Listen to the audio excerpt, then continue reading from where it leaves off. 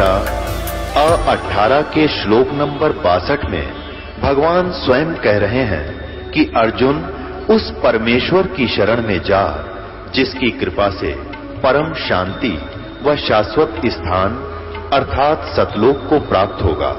वो परमेश्वर कौन है, कहां है, कैसा है, जानने के लिए कृपया अवश्य सुनिए जगत गुरु तत्वदर्शी संत रामपाल जी महाराज के अमृत वचन। अब परमात्मा को पता था कि राजा का टेंशन बना दी इसने, और ये दिल्ली तक पहुंचाएंगे इतने तो हार्ट अटैक हो जाए मनमाने सिकंदर का। तो कहते हैं अपने भगत की टेंशन भी परमात्मा एक सेकंड में कारण बना दे। उसी समय क्या देखा कि दरिया के बाहर सब कोई टहल रहा था, कोई नहा रहा था, कोई अपना घूम रहा था। इतने में क्या देखा कि एक मुर्दा, एक बच्चे का शव, 12-13 साल की आयु के बच्चे का शव, जिसको अंतिम संस्कार कर दिया गया था मृत्यु के उपरांत। क्योंकि कुछ ऐसे कबीले हैं जो न तो जमीन में दबाते हैं, न सभा करते हैं, अग्नि में संस्कार नहीं करते हैं, वो केवल जल प्रवाह कर देते हैं। वो ये सोचते हैं कि इसके शरीर को मछली खाएंगी, कीड़े मकोड़े खाएंगे, इसको कुछ पुण्य हो जाएगा, और उसको दरिया में जो समुद्र की तरफ जा रही होती है उसमें एक अच्छे आदर के साथ एक फ्लोटिंग ऐसा बना देते हैं, बेड़ा सा घास फूस का, लकड़ी थोची से लकड़ी लगा कर उसके ऊपर आदर से लेटा कर और उसके ऊपर एक कपड़ा डालकर जल प्रवाह कर देते हैं। ऐसा जल प्रवाह किया हुआ मृत बच्चा आ रहा था सौ। तो सभी ने कहा कि वो आ गया मुर्दा, वो आ गया मुर्दा। सब आगे भाग कर बाहर, कबीर जी भी कोई बुला लिया, शेख तकी भी आ गया। और शेख तकी कहता है अब करके दिखा दे इसको जीवित, हम मान जाएंगे। परमात्मा बोले पहले तू करके दिखा, कहीं फिर बाद में नंबर बनाओ मैं भी कर दूँ। अब सभी ने कहा ठीक है शेख तकी आप भी करके दिखा दो, आपके पास कोई शक्ति है। अब वो लगा अपने जंतर मंतर करण यावा होता, वो तो होना क्या था उसने। वो पहुंच गया, मुर्दा चला गया लगभग 2-3 फरलांग, यानी 600-700 फुट नीचे को डाउन स्ट्रीम में बहता हुआ। तब शेख तकी कहता है ये तो अपने सिर से बला उतरवाना चाहा था, ये भी नहीं कर सकता, ये बातें बनाता है। ये तो चाहा था कि मुर्दा चला जाए, तेरी इज्जत रह जावे, वो इसने कर ही दिया, मुझे लगा दिया इस पे। अब परमात्मा ने ऐसे संकेत किया मालिक ने हाथ से, वो मुर्दा वापस चल पड़ा जैसे इंजन की नौका होती है, इंजन वाली मोट, और वो दरिया के फ्लो के विपरीत चल पड़ती है। ऐसे वो मुर्दा दरिया के ऊपर से ऐसे वापस आके और वहाँ खड़ा हो गया सामने, ऐसे लेट नुका नु स्थिर हो गया मुर्दा, वो मृत शरीर। नीचे से लहरें बह रही हैं दरिया की और वो सब ऐसे है। तब परमात्मा ने कहा जीवात्मा जहां भी है तू कबीर आदेश से इसमें प्रवेश हो और बाहर आ जा। इतना कहना ही था प्रभु का कि सारे शरीर में कंपन होने लगी और वो बच्चा एकदम खड़ा होकर और तैरता हुआ बाहर आया और परमात्मा के चरणों में दंडवत प्रणाम किया। बोलो बंदी छोड़ कबीर साहेब की जय।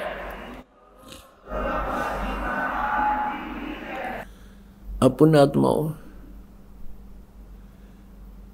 ये परमात्मा थे और इन भगवानों की भी ये लीलाएं आज से 600 वर्ष पहले की लिपिबद्ध हैं और आम तक किसी ने ये लीलाएं आन नहीं दी, क्योंकि काल के दूत प्रचारक बिना गिनती के हैं और परमात्मा को परमात्मा कोई मानने वाला ही नहीं है। भले ही कबीर पंथी कबीर जी को मानते हैं, लेकिन वो कबीर जी को सतगुरु कहते हैं और वो कहते हैं भगवान तो निराकार है, सतपुरुष तो निराकार है, कबीर जी तो केवल सतगुरु हैं। बंदी छोड़ कहा करते हैं कि काल ने ऐसा जुल्म कर रखा है कि भगवान की महिमा को नाश कर दिया। अपने आत्माओं, ये लीला परमात्मा की, श्री कृष्ण जी की एक लीला को और कई हजार वर्ष हो गए आज तक उसको सुनाते और सुनतों को, और परमात्मा की सैकड़ों सुना दूं आपने, और जो आज तक प्रमाण है उनके अब शेख तकी के तो फिर आग लगी, मानना कहा था। जो 10-12 वर्ष का लड़का था वो जीवित किया परमेश्वर ने। उपस्थित सभी व्यक्तियों ने कहा कि हे कबीर जी, आपने कमाल कर दिया, कमाल कर दिया। उस लड़के का नाम कमाल रख दिया और लड़के को अपने पुत्र के रूप में रख लिया। अपने पुत्र के रूप में रखा, उसको ज्ञान ध्यान भक्ति बताई। उसके बाद परमात्मा दिल्ली पहुंचे। अब दिल्ली में जाकर शेख तकी ने दूध मुस्तार दिया, सब मुसलमानों को इकट्ठा किया कि राजा काफिर बन गया है, ये हो गया है, और भाइयों देख लो तुम ही, फिर बात बिगड़ेगी। तो मुसलमान कहने लगे, पीर जी फिर क्या इलाज हो? कहा कि तुम सब मेरे साथ चलो, एक काफिर आया हुआ है और वो उसने राजा पर कोई जादू जंत्र कर रखा है, वो तो उसके सिवा किसी की मानता ही कुछ नहीं है। आप मेरे साथ चलो और उसकी परीक्षा लेंगे। उसको उबलते हुए तेल के, सरसों के तेल के कढ़ाई में हम डाल कर देखाएंगे। वो मर गया तो ठीक से, और नहीं मरा तो मान लेंगे ये भगवान है, अल्लाह है। सब ने कहा ठीक है शेख तकी। तो लेकर हजारों मुसलमानों को और पहुंच गया, जिंदाबाद मुर्दाबाद करता हुआ सिकंदर लोधी के राज दरबार के सामने। अब राजा ने पता करा कि केस और हो रहा, पता लगा कि जी शेख तकी हजारों मुसलमानों को, जनता जनों को लेकर आया हुआ है। राजा ने 5-10 को, मुखिया को अंदर बुलाया, कारण पूछा तो उन कारण बता दिया गया। अब सिकंदर लोधी बड़े दुखी हुए कि महात्मा को लात इसलिए था कि ये कुछ विचार सुनेंगे इनका और हमारा ये आपस का द्वेष कम होगा, पर इसने तो जुल्म कर दिया शेख तकी ने। तो कबीर जी को वहीं अपने ही रेजिडेंस में अलग से कमरे में रखा हुआ था, वहाँ आदर से रह रहे थे। वहाँ गए तो कबीर जी ने पूछा क्या कारण है राजन, बड़े मायूस हो। सारी कहानी बताई। सिकंदर लोधी को शेख तकी ने बताया था कि हम इसकी परीक्षा लेंगे और हम ऐसे ऐसे उबलते हुए सरसों के तेल के कढ़ाई में डालकर इसको देखेंगे, जो जीवित रहेगा तो हम भगवान मान लेंगे। अब कबीर जी ने कहा कि एक काम करो, इसको कह दो अपना कर ले काम जो करना चाहता है। और सिकंदर लोधी आज्ञा लेकर शेख तकी से कह दिया कि कर लो तुमने जो करना है। अब सिकंदर लोधी को विश्वास था कि ये कुछ नहीं बिगाड़ पाएंगे। उधर से अच्छे मोटे मोटे लकड़ चूल्हा बड़ा बना कर उसके ऊपर बड़ा कढ़ाया रख कर सरसों का तेल भर दिया और उसमें लकड़ जला दिए। उनको लकड़ जलाने वालों से कह दिया इसने कति इतना उबाल दो जल उठे और इसमें प्रवेश होते ही चरण देसी खत्म हो जा। ऐसा ही कर दिया, उबले नु पूरी तरह जैसे चाय उबला करे। अब शेख तकी ने कहा कि लाओ उसको पकड़ कर डालो इसमें।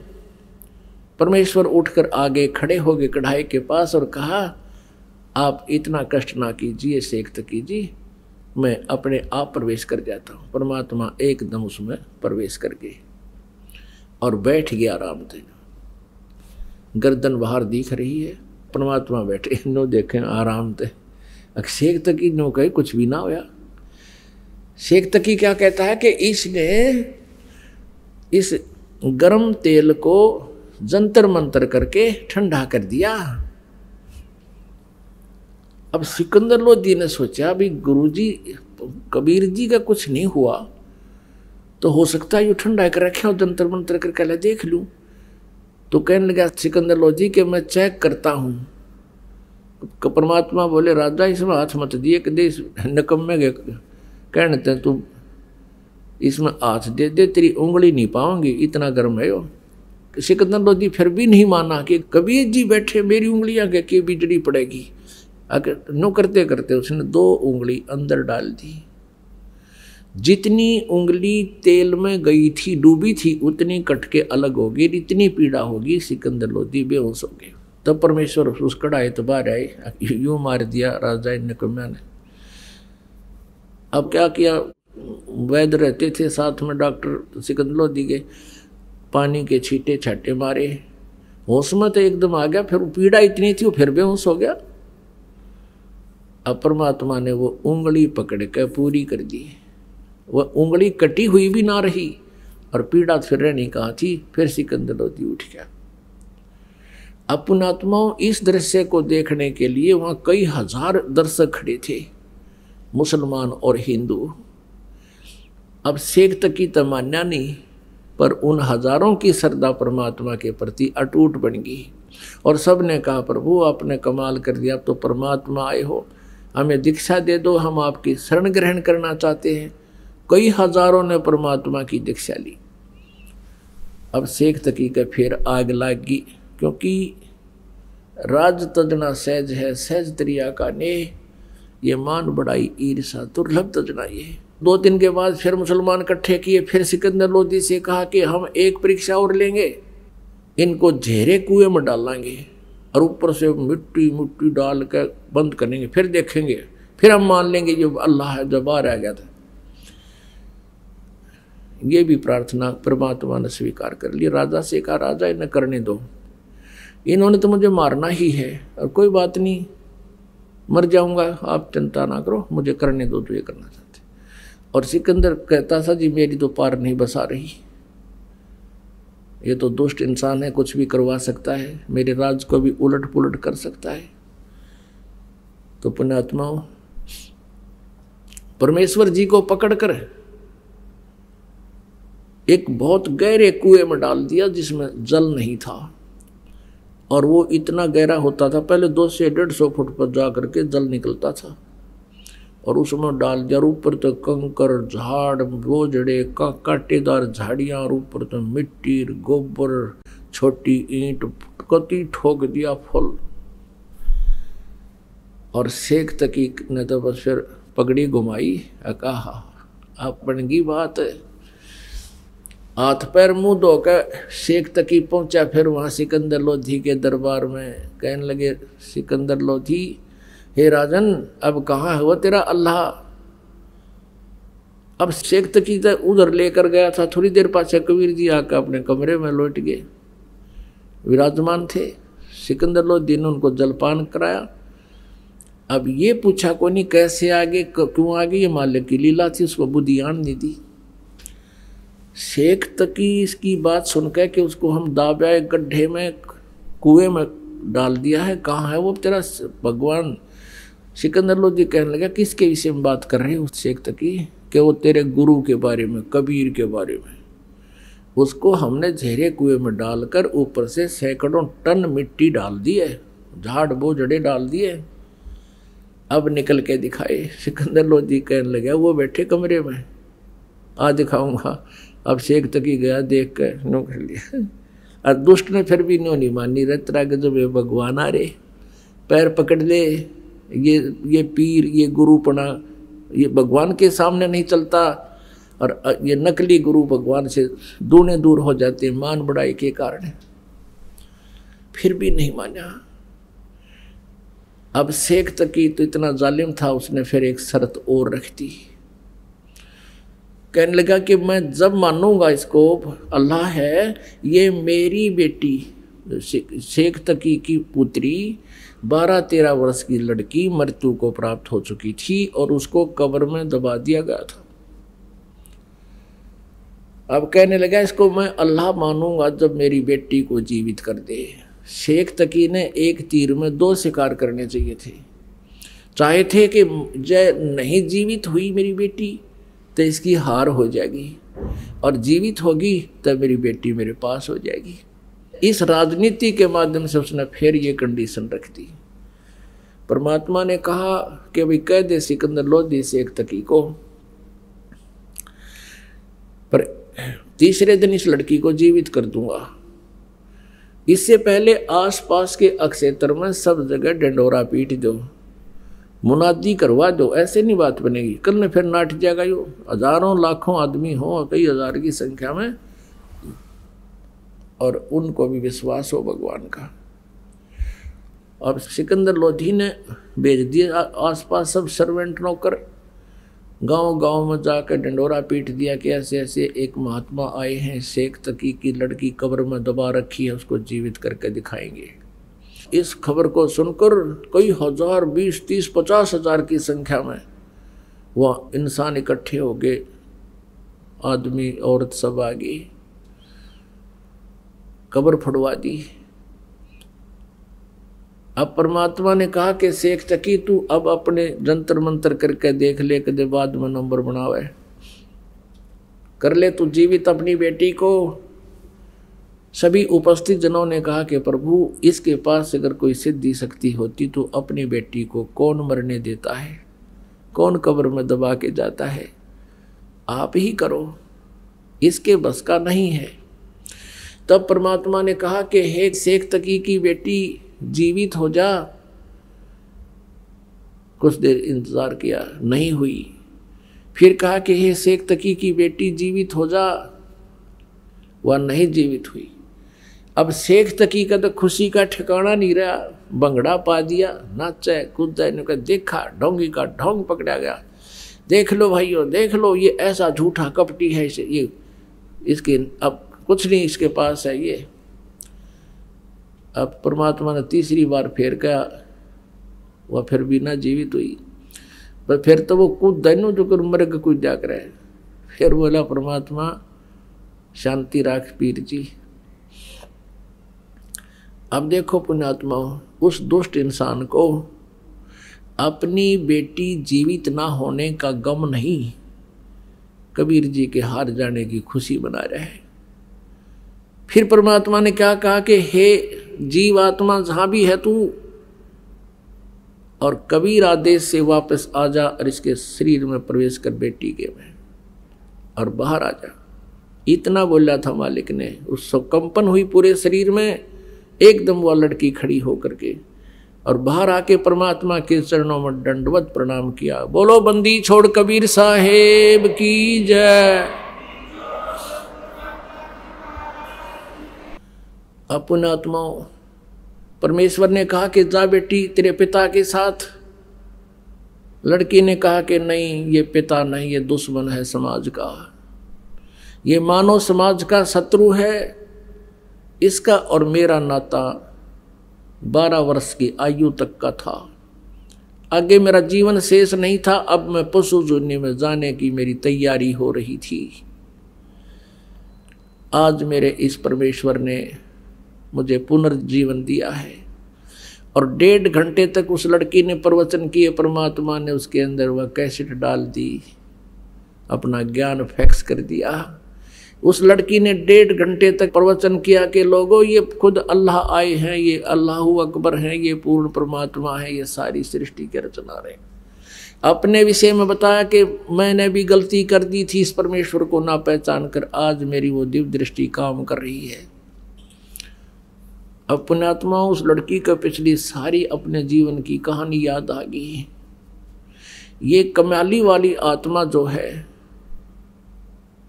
ये सतयुग से मालिक की चरणों में सेवा में रही। सतयुग के अंदर ये विद्याधर ब्राह्मण की पत्नी दीपिका थी।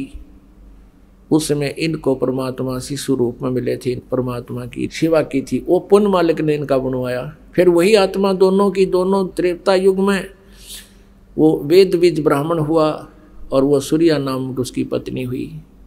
फिर आगे चल के दोनों की कुछ पुण्य थे, वो स्वर्ग में रहे। उसके बाद वो वेद बीज वाली आत्मा तो स्वामी रामानंद हुआ और वो सूर्या और दीपिका वाली आत्मा ये कमाली हुई। कमाली का जन्म मुसलमान धर्म में हो गया।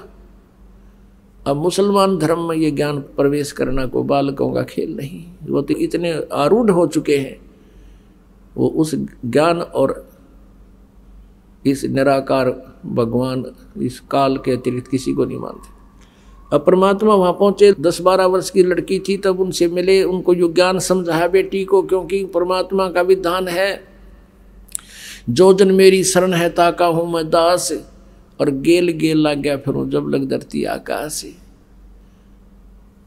अब उसी आधार से परमात्मा उस कमाली को मिले थे। कमाली बता रही है मुझे परमात्मा मिले थे जब मैं 12 वर्ष की आयु में थी। मेरा नाम राबिया था और मैंने परमात्मा की ज्ञान से प्रभावित होकर के पिछले संस्कार भी कुछ काम करते हैं, मैंने नाम भी ले लिया। 4 वर्ष मैंने भक्ति भी की, शादी कराने से भी मना कर दिया था। अब क्या कहानी थी पुण्यात्माओं। ये राबिया 12 वर्ष की थी, परमात्मा मिले, इनको सारा ज्ञान समझाया। पिछले संस्कार से थे जो कि इसे धर्म में भी इसने परमात्मा को स्वीकार किया। 4 वर्ष तक पूरा संघर्ष किया आप समाज के साथ, अपने माता पिता के साथ, और सत साधना करती रही। और विवाह करने से मना कर दिया, मैं आजीवन ब्रह्मचारी रहूंगी। लेकिन माता पिता रूढ़िवादी गणे थे, रोटी खानी छोड़ दी, खाना छोड़ दिया। बेटी हम कहाँ मुंह दिखाएंगे, बेटी को घर पर कैसे रखेंगे। तो माता पिता के इस दुख को देखकर उसने स्वीकृति दे दी कि मैं शादी करवा लेती हूँ। लेकिन मन में ये सोच लिया कि मैं अपने पति से फैसला करूँगी। विवाह होता है तो मुसलमान धर्म में एक ऐसी प्रक्रिया होती है, उसमें निकाह कबूल करना होता है। सामने दोनों बच्चों को बिठाकर पूछा जाता है, बेटी क्या तू इसे विवाह करना कबूल करती है? वो स्वीकृति दे देती है तो विवाह होता है, नहीं तो नहीं होता है। तो वहाँ उसने स्वीकृति दे दी, विवाह हो गया। एक बहुत बड़े नेक आत्मा, बड़े अफसर साहब के उसका जो है ना विवाह हुआ, नाता जुड़ा। अब उस अपने पति को जा करके उस लड़की ने कह दिया, जी मैं आपसे 2 बात करना चाहती हूँ। उसने कहा बोलो। उसने सारी कहानी बता दी कि मैं शादी नहीं करवाऊंगी, मैं संतान उत्पत्ति नहीं करूंगी, मैं शादी नहीं करवाना चाहती थी। मेरे माता पिता जी समाज को बहुत देख रहे थे, लोक लाज में ज़्यादा दुखी हो गए थे। तो उसने कहा कि आपने फिर निकाह कबूल क्यों किया था? संतान उत्पत्ति नहीं करेगी, मुझसे मिलन नहीं करेगी, तो तुमने निकाह कबूल क्यों किया था? कि मेरी मजबूरी थी, मेरे पिताजी लोक लाज के कारण घने दुखी हो गए थे। अब आप देख लो, यदि आप जी ने मेरी शर्त स्वीकार नहीं की तो मैं आत्महत्या कर लूँगी। मैं आपको टच नहीं कर सकती, मैं गृहस्थी नहीं कर सकती। अब वो घना दयालु आदमी था, नेक व्यक्ति था। उसने सोचा भाई मैं क्यों पाप का भागी बनूं, ऐसी देवी है, भगवान से डरने वाला था। उसने कहा देख राबिया बात सुन, ठीक है मैं तो और शादी करवा लूँगा, क्योंकि मुसलमानों में अनेक विवाह हो सकते हैं। लेकिन एक बात ध्यान में रखना, जैसे आपके माता पिता की लाज थी ऐसे मेरे माता पिता की भी लाज है। आपको मैं अलग से दे दूंगा कमरा, और तू भक्ति जैसा भी करती रहना।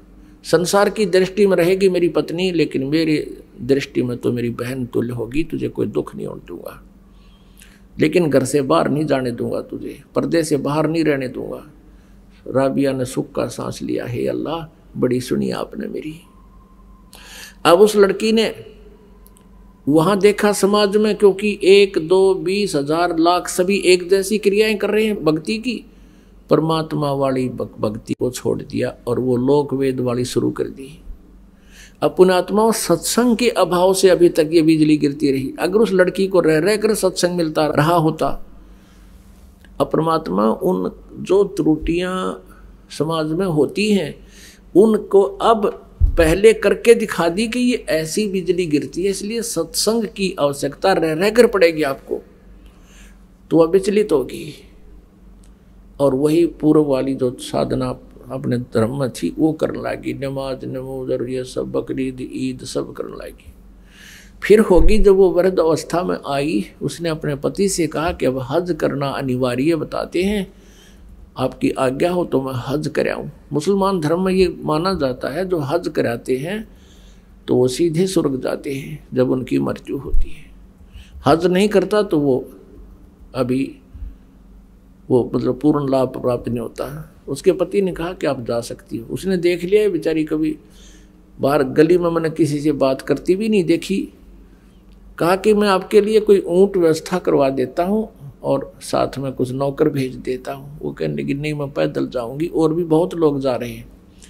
अब वो चल पड़ी और जाने वाले कोई जा रहा था, कोई नहीं आ रहा था, कोई किधर रास्ते में बैठ गया, तो वह सीधी चली जा रही थी। उसने क्या देखा कि एक कुएं के ऊपर एक कुतिया प्यासी खड़ी थी, उसके छोटे छोटे नवजात बालक वो अलग पड़े थे, और वो इतनी प्यासी थी कि राबिया के चरणों की तरफ आई, फिर भाग दौड़ कर कुएं की तरफ झांका, फिर उसके पैरों की तरफ आई। अब राबिया ने देख लिया कि प्यासी बहुत है। वहां जाकर देखा कुएं पर कोई बाल्टी नहीं, कोई रस्सी नहीं। अब उधर से उस कुतिया की दुर्दशा देखकर उस पर रहा नहीं गया। कहते हैं दया बिना दरवेश कसाई, जिसके अंदर दया नहीं है वो संत दरवेश वो साधु कसाई के तुल है। अब उस लड़की ने कोई चारा नहीं देखा, आसपास कोई गांव झोपड़ी भी नहीं, कहीं से को बाल्टी ने जूले आऊं। उसने आओ देखा ना तो आओ देखा, अपने सिर के बाल नो पाड़ दिए खस्सा खस खस्सा खस। आप पाड़ के देखो 5-4 बालों को एकदम नो खस्सा खस पाड़ दिए, कति सारे बाल पाड़ दिए। और उनकी फिर रस्सी बाटी, आप लो आने होगी। रस्सी बाटी बहुत लंबी, गहरे पानी जल होता था।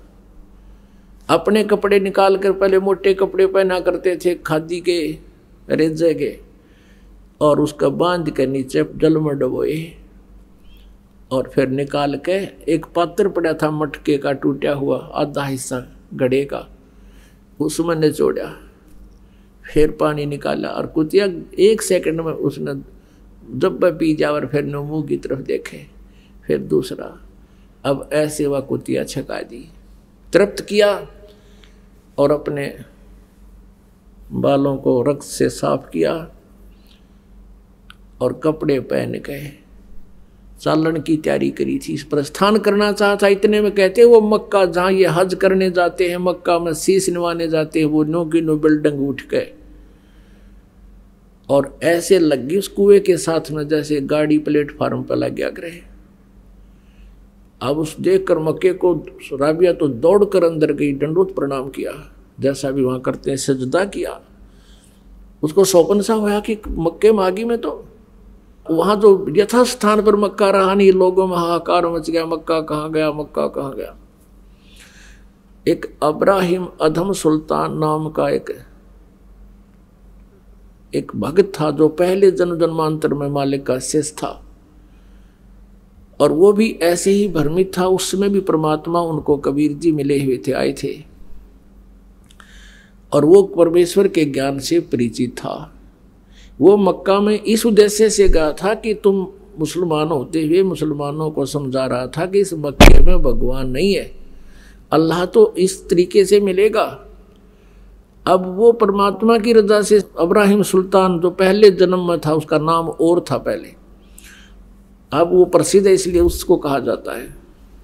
वहां लोग पूछ रहे थे मक्का कहाँ गया, मक्का कहाँ गया, और अब्राहिम सुल्तान अदम को पता था, परमात्मा ने कहा था। उस नालायक लड़की ने बेटा नाम तोड़ दिया और वह साधना करने लगी जो पुरानी थी, कर्म बिगाड़ दिए। तो वो अधम सुल्तान कहते हैं कि गया रांड के लेन को लो कहे अधम सुल्तान, सुल्तान अधम मक्के गया और मक्का नहीं मकान।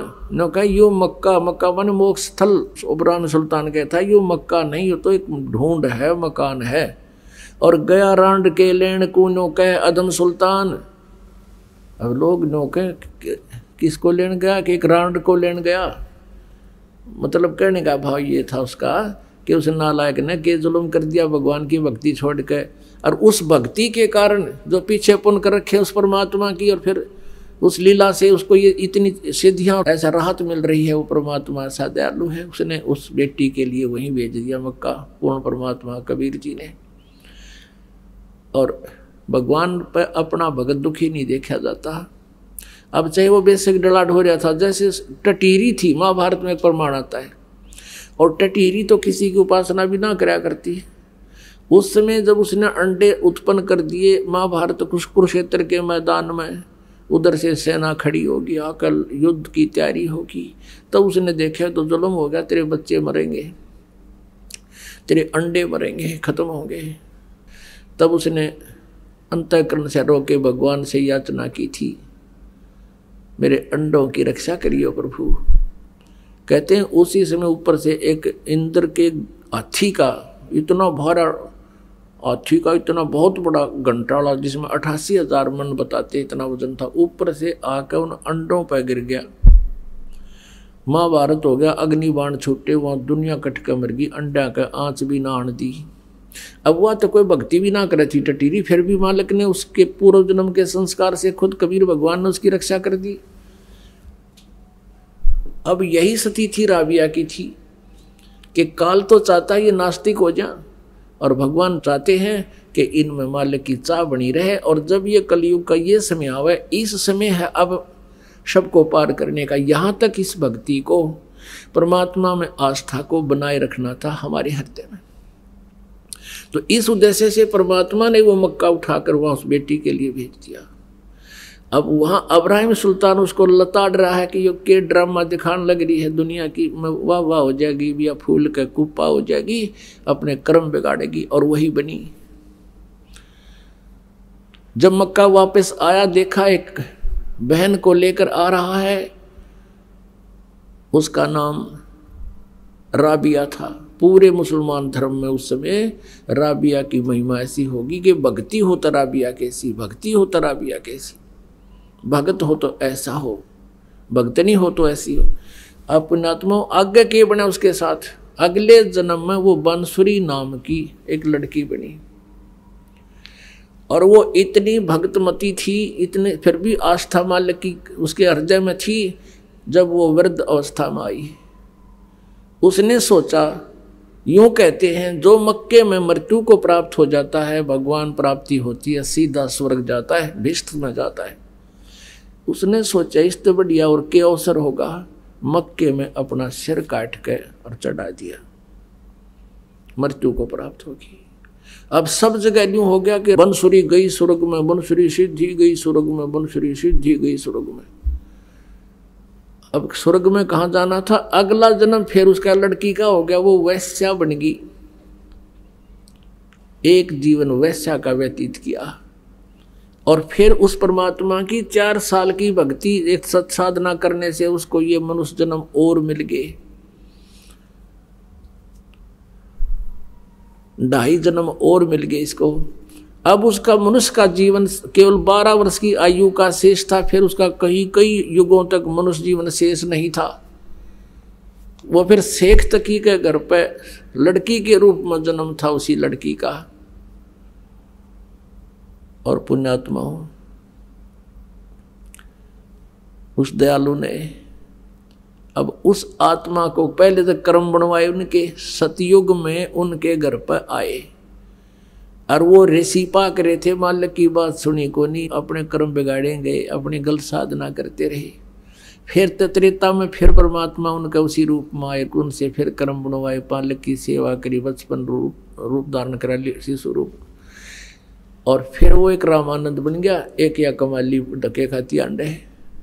अब दोनों को फिर संभाला मालिक ना के। अब परमात्मा कहते हैं, तुमने ना पता मैं कितना दुखी हूँ तुम्हारे लिए, तुम तो इस काल की भांग पी के अवराजी हुए फिरो हो। कबीर ये माया अटपटी सब गटान अड़ी, और किस किस न समझाऊं या कुआ भांग पड़ी। अब परमात्मा कहते मैं रोवत हूँ सृष्टि को, सृष्टि रोवे मोहे। और गरीबदास इस वियोग को समझ नहीं सकता कोई। पुण्यात्माओं, उस परम पिता ने इतने दुख क्यों उठाए? आप इतनी भांग पी चुके हो, आपका कहे तभी असर ना होता। इतनी चढ़ रही है अपने सब कहे, हमने ये बेटा बेटी कार कोठी और ये फैक्ट्री दिखाई देती है। और परमात्मा हमें बताते हैं तुम प्रतिदिन देख रहे हो, अरबपति हेलीकॉप्टर में पड़कर मर गए, वह कंपनी भी आड़े रहेगी और कोठी बेटी बेटा भी आड़े यहीं रह गए, और वो गधा बना खड़ा है। और फिर भी आंख नहीं खुलती, क्योंकि पहले तो हमें रास्ता नहीं पता था, तब तो हमारी व्यवस्था थी। अब परमात्मा ने क्लियर कर दिया, स्पष्ट कर दिया। अब परमेश्वर कहते हैं अब भी तुम नहीं चलोगे इस मार्ग पर, फिर बच्चों मेरा दोष नहीं। फिर पुण्यात्माओं, फिर इसी प्रकार चौथे युग में ही ये दाव लगेगा जो आज आपका लगा। न यूं ज्ञान यूं भगवान कदे सपने में भी ना सुना था, और आज सार्वजनिक हो रहा है। परमात्मा आप धकेत है।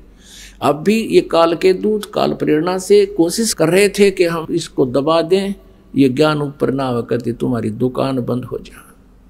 लेकिन अब परमात्मा का आदेश है, अब इसको कोई रोकने की चेष्टा करेगा, इसमें कोई बाधा करेगा, इस मार्ग में कोई रोड़ा बनकर खड़ा होगा, वो तो ऐसा होगा जैसे अंधा गधा रेल की पटड़ी पर खड़ा हो। एक अंधा गधा रेल की पटड़ी पर खड़ा हो गया, उधर से ट्रेन का आना हो गया, और वह दूर से गुट गुट गुट गुट की आवाज उसने आहट सुनी। उसने सोचा तुझे कोई डिस्टर्ब करना चाहता है। अंधे की अंतःकरण का बहुत अच्छा अनुभव होता है। उसने देख लिया कि इधर से गड़बड़ी दिखे है, उसने उधर दोनों पैर कर लिए पछले, और नो सोच ली कान देश ने निकट दोनों लात मारूंगा इसके, कहाँ आ गई मुझे डिस्टर्ब करने के लिए। अब जो ही वो ट्रेन निकट आई, उस अंधे गधे ने दोनों दलत्ती मारी और वो उठा के पटक दिया, 3 टुकड़े कर दिए। तो जो अंधा गधा था कौन? हिरण्यकशिपु था। अंधा गधा कौन था? कंस था। अंधा गधा कौन था? रावण था। और भी अब जो इस मार्ग में बाधा कर रहे हैं वो भी अंधे ही गधे हैं। अब ये तो परमात्मा की पटड़ी पर इस माल्य के मार्ग में कोई आकर बकवाद करेगा तो दाता उसको बख्शमा करेगा नहीं। अब ये पूरे विश्व में जाएगा। अब पुण्यात्माओं, इस प्रकार की लीलाओं को देखकर सबने कहा कि कमाल कर दिया, कमाल कर दिया, लड़की का नाम कमाली रख दिया। परमेश्वर ने कहा कि जा बेटी अपने पिता के साथ। नहीं, ये दुश्मन है समाज का, इसका और मेरा संस्कार केवल 12 वर्ष तक का था, आगे मेरा जीवन नहीं था मनुष्य का। उस बेटी ने खड़ा होकर के सबको बता, और मुझे अपना पिता मिल गया। कबीर परमेश्वर के चरणों में शीश टेक दिया, आप मेरे मालिक हो, आप मेरे पिता हो, आप कुल के मालिक हो। अब उस लड़की को परमात्मा ने अपनी बेटी की तरह रखा और उसको भक्ति मार्ग पर आरूढ़ किया। पुण्यात्माओं, परमात्मा की इस तरह की लीलाएं देखकर, और परमेश्वर ने एक एक दिन में 100 जगह प्रकट होकर ये सत्संग सुनाए, अपने बच्चों को सुख दिया। आज तो ये टेलीविजन चल पड़े, ये तो एक दिन में चाहे 1 करोड़ जगह बोल ले एक आदमी। और उस समय तो कोई ऐसा मीडिया भी नहीं था, ना कोई लाउड स्पीकर थे, ना कोई ऐसा जो है ना ब्रॉडकास्ट का ऐसा विकसित साधन थे। उस समय परमात्मा के 64 लाख से हुए थे कबीर परमेश्वर के, वो कोई ज्ञान से नहीं हुए थे, वो दयालु। कहते हैं उत्तम पुरुष तु अन्य परमात्मा इति उदारत, यह लोग धर्म आविश्य विवर्ती अवैश्वर है। गीता जी अध्याय नंबर 15 के श्लोक नंबर 17 में, और यजुर्वेद अध्याय नंबर 5 के श्लोक नंबर 1 में 2 बार प्रमाण दिया है। अग्ने तनुरसी विष्णुवेत्वा सोमस्य तनुरसी। अग्नि माने परमेश्वर, तनु माने सह शरीर, असी माने है परमात्मा। सह शरीर है, परमात्मा का शरीर है, वो साकार है। फिर 2 इसलिए बोला है कि वो परमात्मा एक रूप में तो वहाँ रहता है, अपने मेन मतलब सतलोक के अंदर एक सिंहासन पर विराजमान रहता है। अपना ही अन्य रूप धारण करके वो शिशु रूप धारण करता है और वहाँ भी रहता है। और तीसरा ये ऐसे आता है परमात्मा, कहीं भी प्रकट हो जाता है, हो जाते हैं और अपना कुछ राहत दे करके और फिर अपने सतलोक चले जाते हैं। तो उसमें लिखा है कि वो विष्णु तवा सोमस्य तनुरसी, तवा माने उस परमेश्वर का सबके पालन पोषण धारण पोषण करने के लिए, उस परमात्मा का धारण पोषण करने का वो कौन सा तरीका है? आप जी को सत भक्ति मंत्र दे के और अपना आशीर्वाद से अपनी टीम से आपको सुखी करके, आपके पापों का नाश करके अपनी तरफ से फर्स्टली आप परमात्मा कुछ पुण्य अपने तरफ से आपको फीड कर देता है। और फिर आपसे कहा जाता है कि तू अपने पैरों पे खड़ा हो, ये भक्ति कर, इस तरह की क्रियाएं कर, तू सुखी होगा। तो 64 लाख शेष हो गए थे भगवान के, और उनके इतने सुख हो गए थे, सारे दुखी थे। किसी का कोई कष्ट था, किसी का कोई कष्ट था, कोई किसी हाहाकार माच रहे थे, किसी का भूत कूदे थे, किसी का कुछ हो रहा था। अब वो सबको एक बार रिचार्ज कर गए परमात्मा। लेकिन हम ज्ञान आधार नहीं था हमारा, हमने केवल भौतिक सुखों को ही आधार मान के परमात्मा को मान रखा था कि ये हमारा गुरुजी बहुत अच्छे हैं और बहुत राहत देते हैं। हमने भगवान को भगवान स्वीकार नहीं कर पाए, क्योंकि हम सदग्रंथों से अपरिचित नहीं थे। और हमारे पूर्वज जो उसमें हम इलिटरेट थे, अशिक्षित थे, अक्षर ज्ञान नहीं था, और अक्षर ज्ञान केवल एक ब्राह्मण वर्ग को होता था संस्कृत पढ़ने का अधिकार। और इन्होंने वेदों और पुराणों को समझा नहीं। और परमात्मा यही ज्ञान जो दास आपको बता रहे थे 600 वर्ष पहले, यही ज्ञान बताया करते थे। इन अज्ञानी ऋषि महर्षि और नकली गुरुओं ने इस ज्ञान को, परमात्मा के यथार्थ ज्ञान को रिजेक्ट कर दिया था, ये कह करके कबीर अशिक्षित है, ये वेदों पुराणों और गीता के बारे में क्या जाने, ये झूठा है। और जिस कारण से हम परमात्मा को नहीं पहचान सके। और पुण्यात्माओं, एक और काल का जाल है। परमात्मा तो सुख देगा ही देगा आपको, वो तो सुख सागर है, लेकिन जब आपको राहत मिल जाती है, सुख हो जाता है, तो आप भगवान से दूर अवश्य हो जाते हो। ये एक बट नेचुरल है। दुखी इंसान भगवान को चाहता है और थोड़ा सा सुख होते ही फिर अंडी पाक जाता है। एक बार क्या हुआ, कबीर जी कहीं सत्संग कर रहे थे और एक वैश्या थी गणका, और उसने रात के समय ये परमात्मा की चर्चा सुनी। उसके कान खड़े हो गए।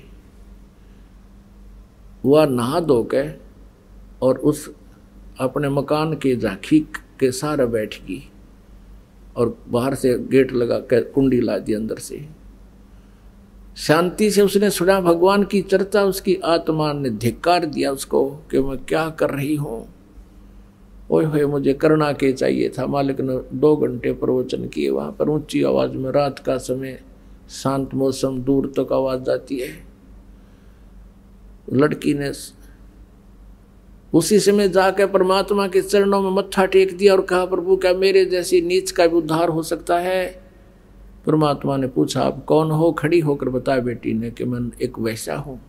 ये भगवान, मैंने आपका ज्ञान सुना, मेरा तो कालजा पाट गया, मैंने अनजानपने में पाप करे, मालिक मुझे माफ कर दो। परमात्मा बोले, बेटा साबुन का स्वभाव है मैल काटने का, आप नाम लो, आगे बुराई त्याग दे, पार होगी या कौन सी बात है।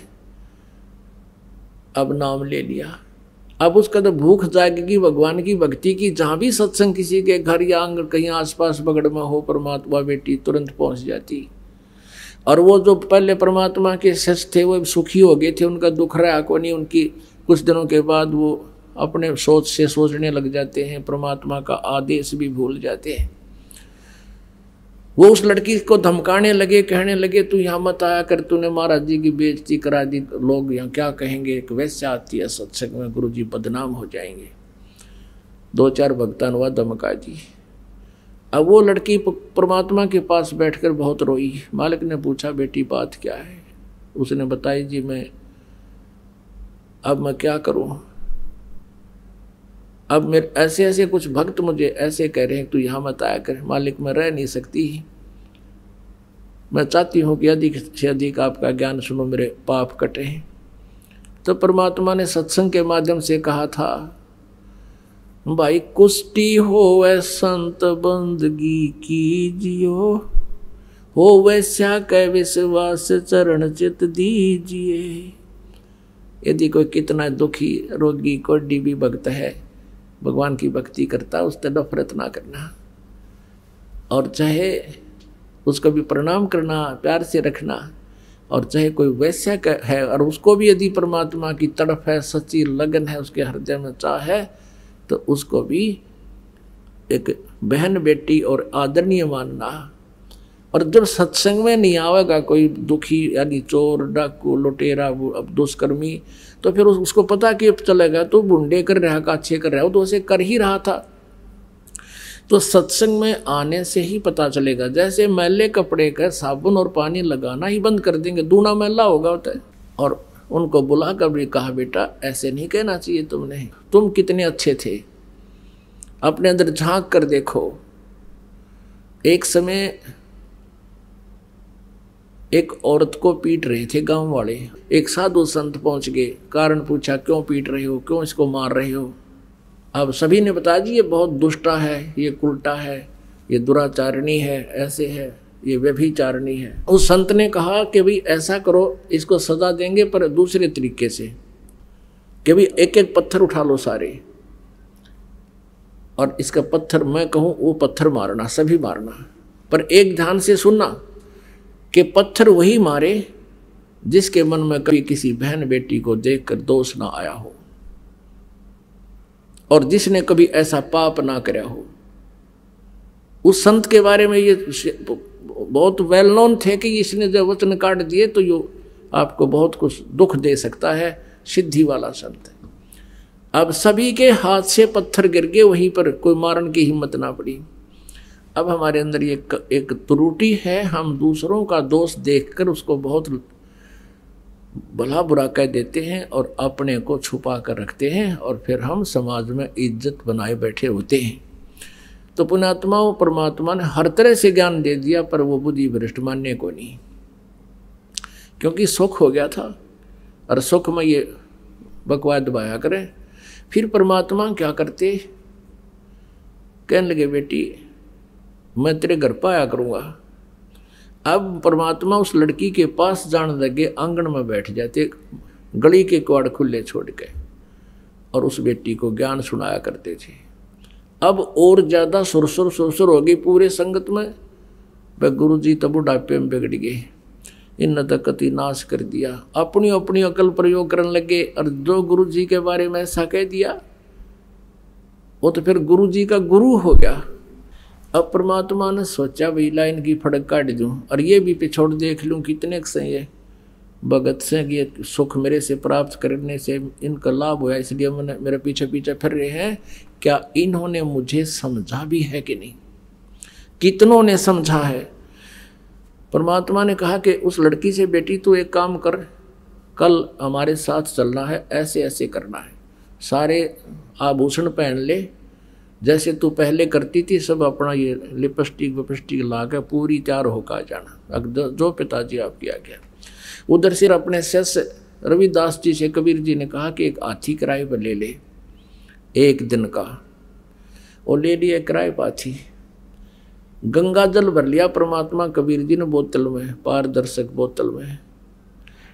हाथी आंकड़ियाँ, हाथी का पीलवान तो बन गए रविदास जी, और बीच में बैठा ली वह लड़की, वो वैसा सुप्रसिद्ध, सारे काशी जानता था उसको, और कबीर जी बैठ के पिछली साइड में, और उस लड़की के कंधे पर हाथ धर लिया परमात्मा ने न्यू, और एक हाथ में वो गंगा जल शराब की तरह पीवा है, और न्यू कर बैठे बैठे उसने कह दिया परमात्मा ने रविदास जी को कि इस हाथी ने उस मेन बाजार में काट दे, और मेन बाजार में निकाल दिया। अब जो भी देखेगा यो केसरियाम ड्रामा हो रहा है, जो कहो तो कबीर है भाई, कबीर वो दानक जुलाहा, और उन कबीर जी परमात्मा के शिष्य बहुत थे वहाँ पर, उनको लाओ बुला बुला के, आ जाओ, हम तो पहले कहा करते वहाँ ऐसे जाते हैं वैसे जाती हैं, आज देख लो शराब के नशे में इसने ये बिना पता तू कहाँ क्या वैश्यावर्ती कर रहा है, ये तुम्हारा गुरु। अब वो बुद्धि भ्रष्ट शिष्य जौन सा भी देखे, नो के मन तो कदे कदे जाया करता, कोई नो के मन तो कोई दिन तो नाम छोड़ रखा था, एक आधा नो का मैं तो फलाना ले गया था, एक दिन गया था, मेरा को ना गुरु घर। अब कहने का भाव ये है परमात्मा कि इस लीला को देखकर वो 64 लाख के 64 लाख विमुख हो गए। कुछ तो लोग लाज के मारे संपर्क तोड़ गए परमात्मा थे। एक अर्जुन सरजुन नाम के 2 भगत थे, वो कहीं बाहर गए हुए थे,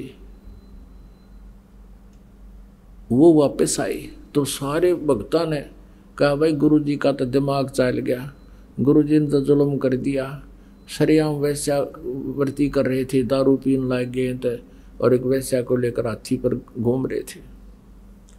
उनका ना जच्ची या बात, अब भाई तुम गुरु जी के बारे में तुम ये शब्द कह रहे हो, तुम्हारी जुबान कट जाएगी, और ऐसे महापुरुष के बारे में तुम क्या बोल रहे हो, तुम्हारी कहाँ बुद्धि चली गई, कौन से पाताल में तुम कहाँ घूम रहे हो, क्या बकवाद कर रहे हो, शराब तुमने पी रखी है क्या। उन्होंने बहुत कहा, लेकिन वह उनके शिष्य दूसरे थे, उन्होंने बोले तो आप न बेरा बट जाएगा, शाम न चले जाना, वहाँ पर उस वैश्या के घर मिलेंगे आपको। अब उस बेटी की भावना देखकर परमात्मा वहीं पहुंच गया। उन दोनों को भी पिछोड़ना था मालिक ने, उनकी भी पिछोड़ करनी थी, जांच करनी थी ये कितने हैं। तो जाकर देखा अर्जुन सरजुन ने गली में से निकले, सामने का गेट खुला गली वाला, सामने परमात्मा बैठे चारपाई पर, वो लड़की बैठी नीचे जमीन पर और सतगुरु के पैर दबा रही। अर्जुन सरजुन एक बात आगे निकल गए, आगे निकल गए, फिर देखा गुरुजी बैठे, भाई तो बात बिगड़ गई। दोनों ने सोचा चल गुरुजी को कुछ प्रार्थना करते हैं। आकर के अंदर कहने लगे गुरुजी आपने यहां नहीं बैठना चाहिए था, यूं तो एक बदनाम औरत का द्वार है। परमात्मा कहने लगे अर्जुन सरजुन तुम मेरे शिष्य नहीं रहे बेटा, आज तुम मेरे गुरु होगे जब गुरु जी को राय दे रहे हो। अर्जा भाग जाओ दुष्टो, तुम्हारी बुद्धि भ्रष्ट होगी। परमात्मा ने कहा कि ऊंच नीच में हम रहें, ये तो मेरे लिए तो हाड चाम की दे। अर्जुन सरजुन समझियो तुम करियो शब्द सने। और कहा कि तुम जाओ, भाग जाओ यहां से। अब उनकी तो वो कुछ अच्छी संस्कारी हंस थे, वही बैठ गए पेट पकड़ के। अब हमने गलती कर दी भगवान, हे परमात्मा हमारी तो बुद्धि चल गई। अरे निकम्यो, जब मेरे से इतना लाभ तुमको मिल रहा था, जब तुम भगवान था, अब मैं दुष्ट हो गया, इतनी अकल भी काम नहीं कर रही, तुम्हारे मुर्दे तक जीत दे करे, तुम्हारी हर तरह से लाभ मिला। तो अर्जुन सरजुन बैठ के न बोले भगवान हम पापियों का उद्धार भी हो सकता है। परमात्मा बोले अब इस शरीर से नहीं हो सकता, क्योंकि तुम कितनी बात बना लो, अब तुम्हारे अंदर वो लगाव मेरे प्रति बन नहीं सकता, क्योंकि आपके हृदय में ये जमा हो चुकी है। गुरु जी हम गलत बैठे और किसी का जच्चा भी कोई ना इस अतिथि में, तो जच वही हंस है जो अपने गुरु के प्रति एक इतनी भी आस्था बिगड़े नहीं मन में, चाहे कोई सारा समाज कह ले। आज इस दास के साथ वही लीला हुई, क्रोथा कांड। परमात्मा की लीला है, इतनी बदनामी कर दी और बात जीरो भी कोई ना। गुंडा गर्दी करते थे, आश्रम में न्यू करते थे, और अब न्यू होता था, जुल्म होता था, समाचार पत्रों में प्रकाशित करवा दिया। यह लीला परमात्मा की थी आप जी को परखने के लिए। लेकिन आप इतने पुण्यात्मा थे और पहले की इन दुर्घटनाओं से कि कहाँ मार खाते, ये फाउल पॉइंट आपका याद भी थे। इस कारण से आज आप सफल हुए और उसका ये परिणाम देख रहे हैं। पहले से कई गुना परमात्मा की प्यारी आत्माएं उमड़ कर आई हैं। आपके हृदय में ये समाया भी नहीं कि ये बकवास क्या कर रहे हैं, क्योंकि आप आंखों देख रहे थे और इसका ये परिणाम हुआ। तो पुण्यात्माओं, वहाँ सिकंदर लोधी आया हुआ था, दिल्ली का बादशाह वहाँ पहुंचा हुआ था काशी में, और परमात्मा भी ये छेड़ा जब छेड़ा करते, जब वो भी आ रहा हो इनका सब तो बड़ा राजा। अब सिकंदर लोधी को पास पहुंचा, शेख तकी भी गेल जा रहा था साथ में, और शेख तकी के पास हिंदू मुसलमान सारे इकट्ठे होकर गए। राजा क्या रहा, बड़े अब बादशाह रहे हैं, उनको शिकायत किया भगवान हमारा तो जीना आराम हो गया, बहन बेटियों का घर से बाहर निकलना मुश्किल हो गया, सरेआम वैश्यावृत्ति हो रही है। कौन है, किसने करी, लाए पकड़ कर कबीर जी को। और सिकंदर सामने खड़ा, वो दुष्ट इंसान है जिसको ऐसा राहत दी, ऐसे सुख दिए, आज उसकी बुद्धि भी चाल गई, उसकी बुद्धि भी सिलप कर गई और डर गया जनता ते कि तेरा राज ना चला जा। अरे राज तो भगवान देता है, जनता राज दे तो फिर कहना है कि है। अब कहने का भाव ये है, परमात्मा को क्या सजा देनी चाहिए कि इसको बांध जोड़ के, हथकड़ी गल में तोक, हाथा में हथकड़ी, पैर में बेड़ी, और लगा के दरिया में डाल दो, गंगा में।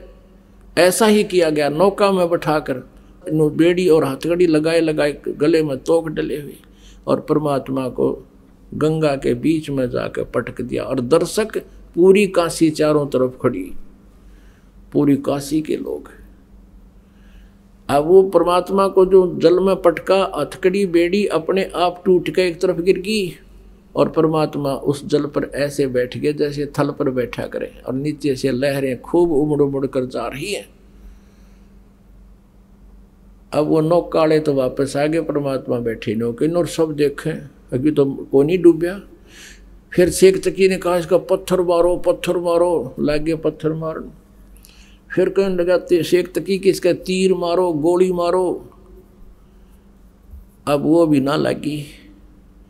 फिर क्या कहा कि लाओ तोब लाओ। तो सारे बुद्धि भ्रष्ट हो रही।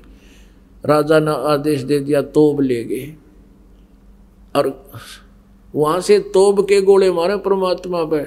वो कोई तो उड़े फंस, हाँ, या फिर दूर जाकर पड़ा मनमानो 2 किलोमीटर दूर कितना जोड़ तालाब में। परमात्मा ने इसी जगह ना पड़न दिया कि तोड़ का नाश करते हैं।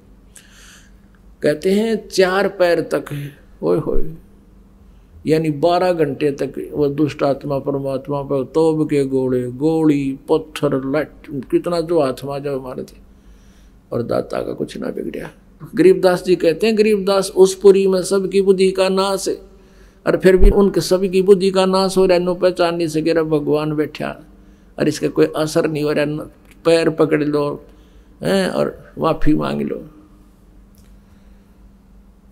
फिर परमात्मा ने सोचा कि ये शेख तकी इन भोली आत्माओं का कि न्यू रिहर्सल कराए जाएगा। एकदम नीचे बैठ गए जल में, डूबते दिख गए। सब ने खुशी बनाई, डूब गए। फिर गी रेती रेग इसके ऊपर। शेख तकी ने भेजे रविदास जी के पास कि पूछो वो कहाँ है, भगवान कहा करता कबीर को भगवान है कबीर, भगवान है कबीर, पूछो कहाँ है वो। वहाँ गए था कबीर जी, वहाँ एक तारा लेकर अपने शब्द लग रहे। उन्होंने देख कर उल्टे भाग लिया जी, वो बैठा। फिर पकड़ लिया परमात्मा को। एक खूनी हाथी होता था, उसको शराब पिला देते थे, और वो फिर आदमी को बुरी तरह मारता था, तोड़ता था, फाड़ता था, और फिर उसको बुरा हाल कर देता था, खाता था। तो ऐसे कोई किसी अपराधी को सजा दिलाते थे, और दर्शक चारों तरफ खड़े हो जाते थे। सिकंदर लोधी विराजमान है ऊंचे मंच पर, एक परमात्मा को बांध कर डाल दिया मैदान में, और एक पीलवान से जो पहले ट्रेंड था उस हाथी को लेकर आया, उसको शराब पिला रखी। अब हाथी जब निकट आया परमात्मा के, तो एकदम परमात्मा ने एक शेर का रूप दिखा दिया। हाथी तो लीद कर चंगाड़ मार उल्टा बाजे, और पीलवान ने सोची तेरी नौकरी गई, अब तू मरेगा। उसको सीधे भाले ठोकर उसने फिर सीधा करे, वो फिर देख कर भाग ले। अब परमात्मा ने सोची इस जीव ने घना दुखी करेगा। उस सिकंदर लोधी को परमात्मा ने अपना स्वरूप दिखा दिया, वो शेर का रूप उसको दिखा दिया सिकंदर लोधी को। और नो दिखा जानो ईब आया मंच पे, उस नौका पर खड़ा हो गया एकदम नो, और एकदम फिर उस शेर का खत्म रूप समाप्त करके परमात्मा इतना तेजों में शरीर दिखाया, उसको आसमान तक अड़े हुए नजर आए परमेश्वर। सिकंदर लोधी ऊपर मंच से चल पड़ा कांपता हुआ, और नीचे आकर दंडवत प्रणाम किया परमात्मा को। बोलो सतगुरुदेव।